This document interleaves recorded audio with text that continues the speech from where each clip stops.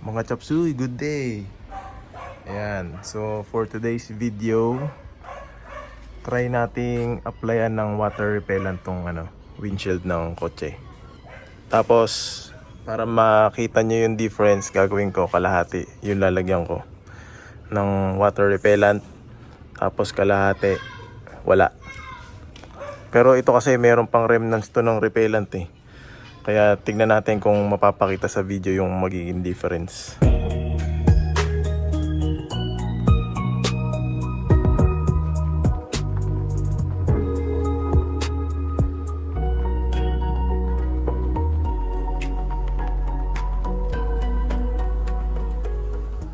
So, ang kailangan natin bale, since maayos pa tong salamin or windshield ng kotse, wala pa siya masyadong watermarks.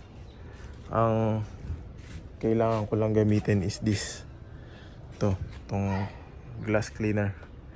Ito bumili lang ako kay Guapo, pero nasa sa inyo kung anong glass cleaner gagamitin nyo.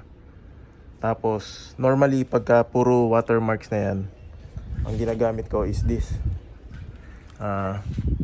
Ito, acid rain remover. So ito, chemical based to. Bali, ang gagawin mo dyan, papahira mo yan, mag-a-apply ka sa cloth, sa microfiber na cloth.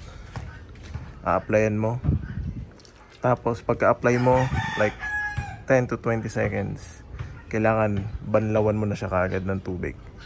Hindi mo siya dapat hayaang matuyuan nitong chemical na to, or else doon nasusunog yung windshield, doon magre-rainbow yan.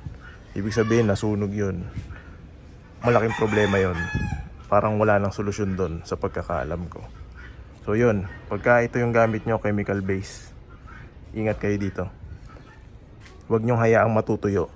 Kaya pagkalagay, pahid, banlaw agad after 20-30 seconds, mga ganyan. Natatantyan nyo naman yan eh, basta huwag nyo hayaang matuyo. So since hindi ko pa kailangan ito kasi wala pa naman mga watermarks yan, ang i-apply ko na lang dito sa kalahati is itong glass cleaner. Ito, para lang matanggal yung mga manti-mantika kung meron man. Ayan, so apply tayo nito muna. Sa kalahati lang muna gagawin ko, para lang ma-demo ko yung magiging difference. Glass cleaner.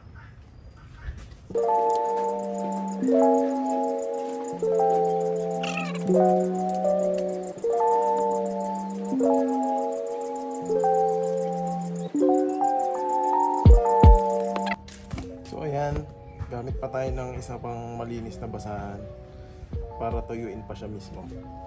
Tuyuin pa siya mabuti.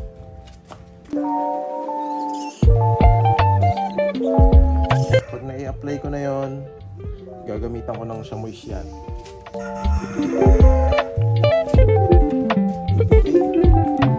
Tapos hintayin lang natin matuyo yan. Just make sure na maayos tong yung Chamois, na wala rin siyang mga oil or anything. Banlawan niya muna ng sabon para siguradong malinis na malinis yung windshield bago natin applyan ito. So ito yung nagpapa-repel ng tubig pagka mga maulan. Yun yung nagdi-beading effect. Yun, mamaya papakita ko yung beading effect na yun pagka na-applyan na natin ito. So ngayon, hihintayin lang muna natin matuyo yan. Tapos ang next step, pag sigurado malinis na, wala nang watermarks, malinis na yung salamin, applyan na natin ito. Glaco.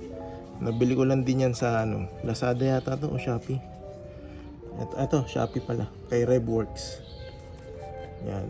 Check nyo na lang kung magkano. Hindi ko na maalala eh. Matagal ko na siya nabili. So ayun mga chapsuy, tuyo na. At tingin ko naman eh medyo malinis na yan. Applyan na natin itong Glaco na rain or water repellent na substance o chemical o kung ano man tawag dito. Yan, so ang pag-apply nito parang meron siyang ditong foam. So ang pag-apply nito is circular lang. Yan. So, a-applyan ko lang yung kalahati. Dito yung kalahati. Yan. Para ma-differentiate natin yung pagbabago ng merong glako versus dun sa kalahati na medyo meron pang glako. Hindi ko alam kasi kung natanggal na yun o hindi totally. So ayan, pahid lang ng pahid, circular motion hanggat maaari. Tapos yung mga gitna hindi natin. Yan. Ito pala, pag na-apply nyo to, tumatagal to ng mga 2 months. Or depende kung gaano katagal na uulanan yung kotse nyo, kung madalas o hindi. So kung mapapansin nyo, yun yung magiging itsura nyan. Parang magiging hazy siya. Tignan, versus dun sa hindi ko na-applyan. Kailangan na nating punasan yan. Dahil pagka natuyuan din tayo nyan, mahirap din yan tanggalin. Or magiging ganyan yan pag natuyo, mahirap kudkurin yan. So ito, another microfiber. So hahagod lang tayo ng hahagod. Ayan, kung mapapansin nyo, ayan na yung chemical.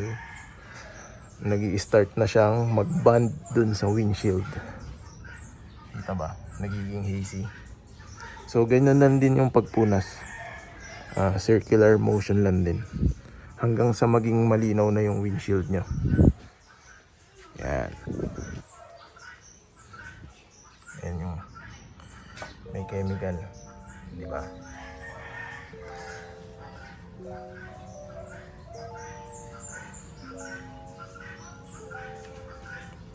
Yan.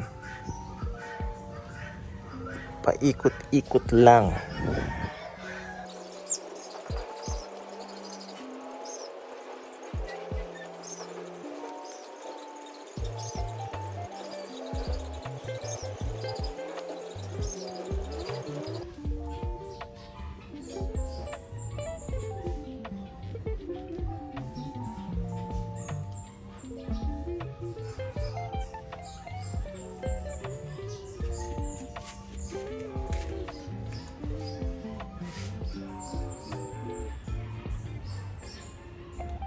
So ayan mga chapsuy, na punasan ko na.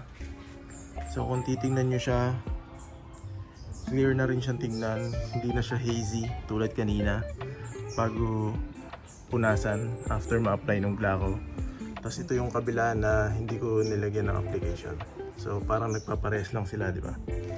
Yan. So ayun, ang pinakamaganda talaga dyan is patuyuin mo overnight. Yan.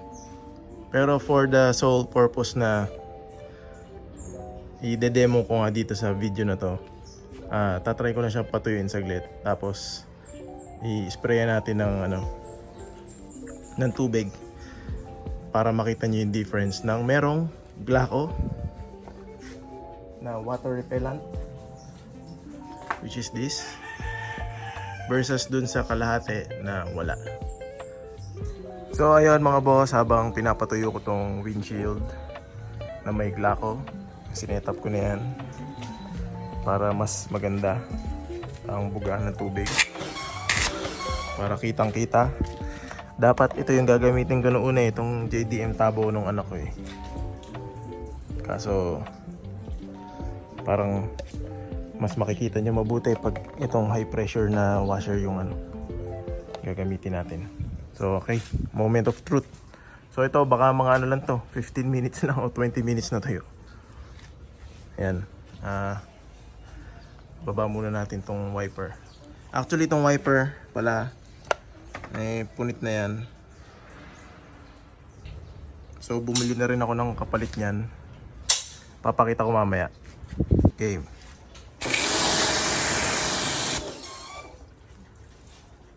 Yun. Kita nyo ba? Kita nyo yung dulas nito. Sobrang bilis. Compare dito, may naiiwan na ng mga tubig.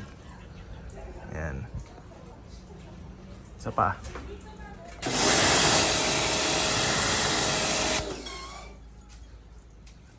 Yan, tulad nga ng sinabi ko dito, may mga naiiwan-iwan pang glako yan. Hindi ko pa siya totally natanggal. Pero kung mapapansin nyo dito, mas less yung naiiwan na tubig. Tsaka dumudulas talaga siya, oh. Compared dito na may natitira pang glako na since last ko siya in-apply. Pero ayan, kitang kita na mas naiiwan yung tubig pagka hindi siya treated. Dito dire-diretso lang yung dulas ng tubig. Dito sa view na to, tingnan natin kung maganda ipakita. Yan, with glako water repellent versus doon sa hindi ko pa natitreat. So, isa pa. Yan. Dito sa kabila. Oh, kita nyo naman yung dulas ng tubig na yan, mga chop suey. Oh. Yan.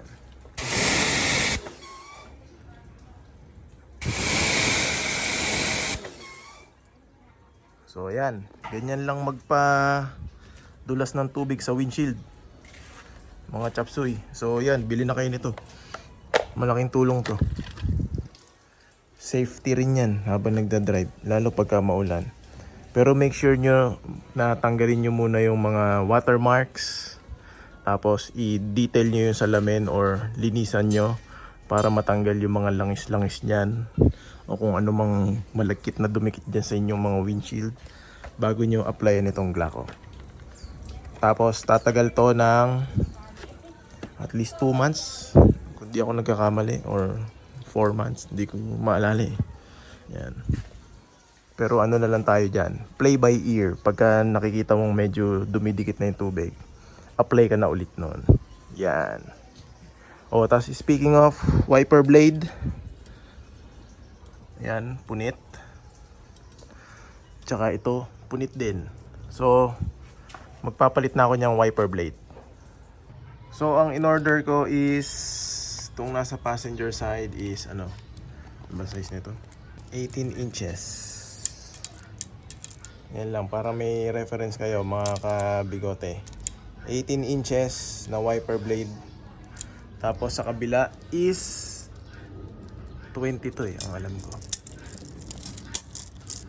Yan, 20, 19, 20. Yan. Kita ba? Yun. So, 18 sa passenger side. Tapos sa driver side is 20 inches na wiper blade. Kung magpapalit man kayo. So, total, nilagyan na natin ng glako. At saka punit na tong blade. Delikado yan. Nakakagasgas ng windshield yan pag hindi mo inalagaan. So, palitan na natin. Bumili na tayo nitong NWB na wiper blade. Made in Malaysia to. Pero ito yung nakakabit sa Montero ko eh. Maganda yung hagod niya. So ito na rin yung binili ko para dito sa Honda. Pero kung gusto nyo mag JDM, pwede naman. So yun, kabit natin. Mabilisan lang. So ito, meron niyang hook dyan. Or may clip. Ito. Didiinan mo lang yan. Pagkadiin mo, hila pababa. Tanggal na.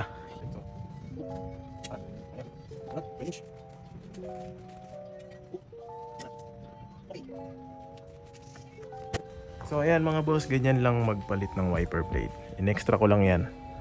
Pero ang main objective natin is para mag beading effect sa windshield. O yan, di ba? Pansinin nyo, pagkatapos natin magpalit ng wiper blade, iniwan ko lang yung basa. Pansinin nyo tong side na treated.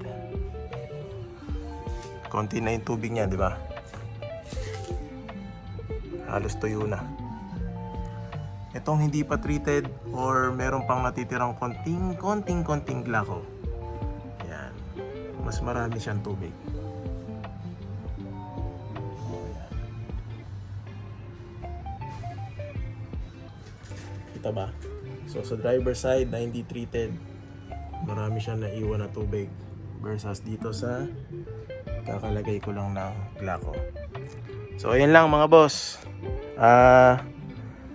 Dito ko natatapusin video. Itutuloy ko na lang to. Hindi ko na videoan. Pero lalagyan ko na rin yan ng Glaco. So ganun lang. Para maging safe tayo lagi sa daan, lalagyan natin lagi ng water repellent yung ating windshield.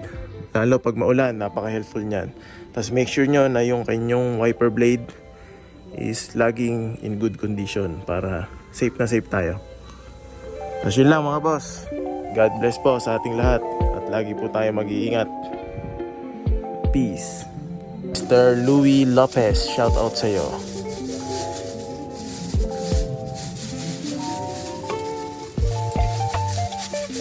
Siya daw ang magmamana ng aking lumang busina.